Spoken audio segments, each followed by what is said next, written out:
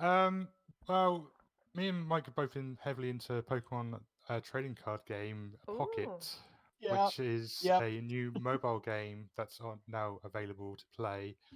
It's basically Pokemon trading card game, but like a smaller version of it and slimmed down Hmm. to sort of get into it. Is probably the best way to Yep. describe it. It's very addictive. Mainly Yeah. because it lets you open a free pack every day of like Oh, 5 that's good. cards. That would get me. That would get me. And Yeah. and it does make you want to carry on opening more cards constantly, Yeah. kind of thing.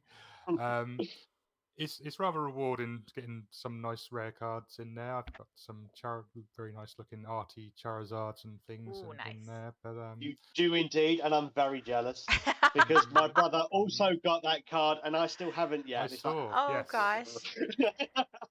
So this particular one is a Charizard X, but it's got a special artwork, and every time you click into it, it plays like a random video that shows off all the other Pokemon that's cool. of that That's series cool. That is cool. of collection you can get. So yeah, me and Jack both put that video on our channels, I think. So Very good. Very yeah, good.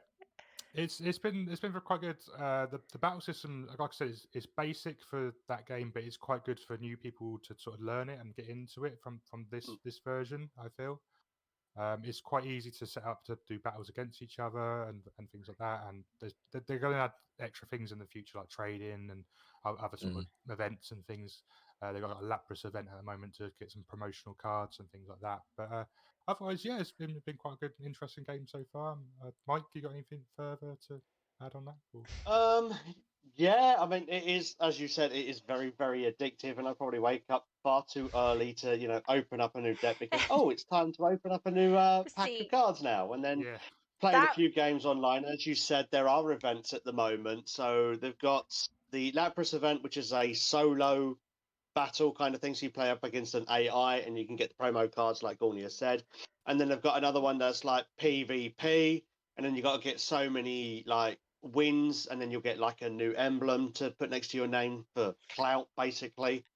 So it's like get 5 wins, get 25 wins, and get 45. And I currently have got over 45 wins, so I've got like oh maximum clout at wow. the moment. Not Very rubbing it cool. in at all. not rubbing it in at all. Exactly. No, that's taking far too much time. But the thing is that I have been learning the strategies that other people use. So a lot of people are getting really knocked off with like using Mewtwo and Right, okay. having Gardevoir as a support. Now, Gardevoir has this ability where she can give you extra psychic energy cards, Ooh. and Mewtwo Oh, has an attack where it uses up 2 of those energy cards each time. So you have to have at least 4, and then it uses 2. But when every turn you get a card, and if you have Gardevoir with you as well, when you just keep using it, so you're just doing 150 damage oh every my time, goodness. and people get really really fed up with it. It's Right. But I definitely have been being using broken. other strategies as well. So That's very cool.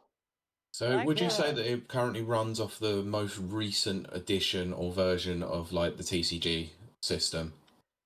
Um, yes not and no. There's a couple of things that they have changed. Do you want to talk about it, Gawny? Sorry.